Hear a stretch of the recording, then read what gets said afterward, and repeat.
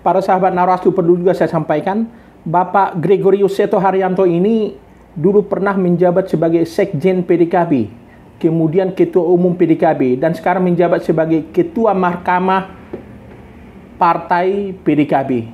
Jadi beliau masih ada memberi arahan kepada kader-kader PDKB, sekalipun pada verifikasi yang lalu tidak bisa ikut, tidak lolos untuk mengikuti pemilu 2024 yang lalu. Pak Seto, saya juga mau menanyakan begini.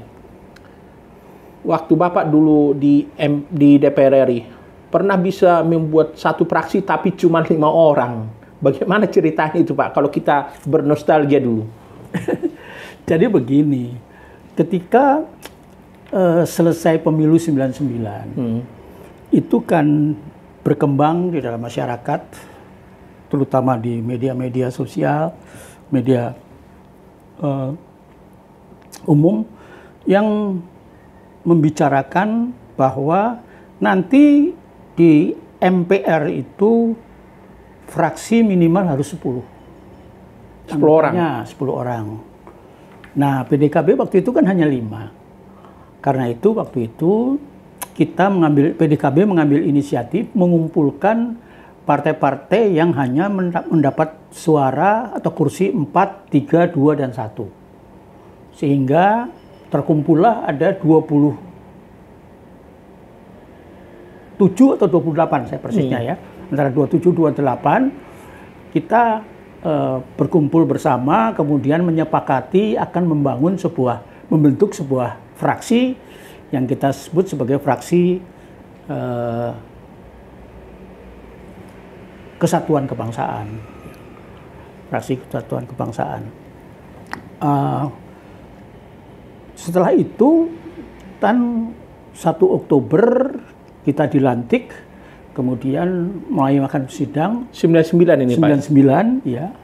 Nah, kemudian ketika saatnya pembentukan fraksi, itu sore hari sebelum keesokan paginya itu besoknya ada pembentukan fraksi, saya dikejutkan oleh berita, waktu itu ada berita di TV yang menampilkan press conference dari orang-orang yang membentuk fraksi Kesatuan Kebangsaan yang dipimpin oleh almarhum Sutradara Ginting tanpa mengikut sertakan PDKB. Tentu kita kaget gitu kan, sehingga kemudian terjadi kepanikan di antara kita. Tapi kemudian saya menyatakan sudah, kita tunggu besok. Bagaimana? Sudah, kita tunggu besok. Nah, keesokan harinya saya membiarkan kita menyelesaikan dulu tata tertib MPR disahkan.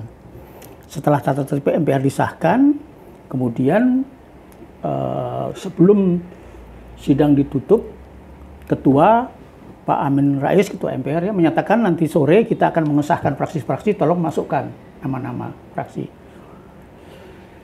Nah, sore harinya kita rapat gitu, Pak Amin kaget. Karena saya masukkan 5 orang sebagai satu fraksi. Jadi Pak Amin langsung tanya, loh ini kok ada fraksi cuma 5? Begitu. Lalu saya interupsi, saya jawab, mohon maaf Pak,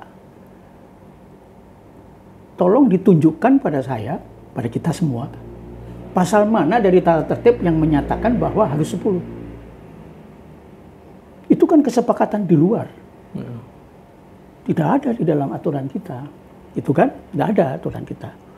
Lalu Bung Yusril interupsi, dia mengatakan Yusril Issam Mahendra. Ya, Yusril Issam Mahendra waktu itu usul, kalau butuh begini, kita skors, kita perbaiki lagi, kita tambahkan satu ayat yang menyatakan bahwa fraksi harus 10. Jadi sempat ada juga upaya pencegahan juga? Iya. Lalu saya interupsi balik, saya mengatakan, kalau Bung Yusril boleh mengusulkan usul penambahan, saya juga boleh dong. Saya ingin menambahkan usul perubahan dari pasal 1 sampai pasal 100 sekian. Saya tantang begitu, saya pikir kita bikin 3 hari 3 malam. Bingung, ramai semua. Loh, saya bilang saya punya usulan. perubahan dari pasal 1 sampai pasal 100 sekian. Kita bicarakan juga dong, gitu kan. Nah, lalu diskors, karena rame skors. Nah, waktu diskors itu saya datangi Marzuki Darusman dan Akbar Tanjung. Karena Akbar Tanjung adalah ketua umum Golkar waktu itu juga, dan Marzuki Darusman ketua fraksi di MPR Golkar. Lalu saya tanya, bagaimana Anda berdua? Apakah Anda betul mau melawan saya? Anda kan tahu, saya bilang. Kalian berdua kan tahu bahwa perbuatan saya ini karena terpaksa. Saya nggak bisa kemana-mana lagi. Semua orang sudah membentuk fraksi, lalu kita mau kemana? Kan? Lalu Akbar mengatakan, sudah. Kita sepakat, Juli 5. Nah itulah. Akhirnya dengan dukungan Golkar, Pak Amin Rais juga setuju kita punya fraksi dengan anggota 5 orang. Begitu ya? Ya. Ya, Pak, saya tahu begini. Dan mungkin tambahan lagi ya, ini yang awal-awal memang kita menjadi dikenal. Kan di tengah sidang MPR ada sidang DPR. Nah, di dalam sidang DPR itu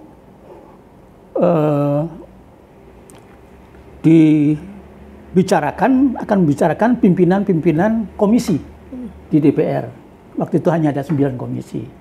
Nah, pimpinan komisi itu di dalam draft yang disusun oleh pimpinan DPR didominasi oleh PDIP dan Golkar. Lalu saya tanya kepada pimpinan, saya bilang interupsi. Akbar tanya, ada apa? Saya tahu. Saya mau tanya, ini pimpinan komisi ini ditetapkan secara musyawarah mufakat atau pemungutan suara? Akbar langsung bilang, bandit kau mau? Loh, kalau kita mau musyawarah mufakat, gotong royong, ya paling tidak saya dapat 1 lah. Saya ingin mengusulkan supaya Profesor Astrid menjadi wakil ketua di Komisi 1. Gitu kan. Nah, itu juga begitu, Pak ya? Iya. Akhirnya kita bisa menduduki juga salah satu pimpinan komisi.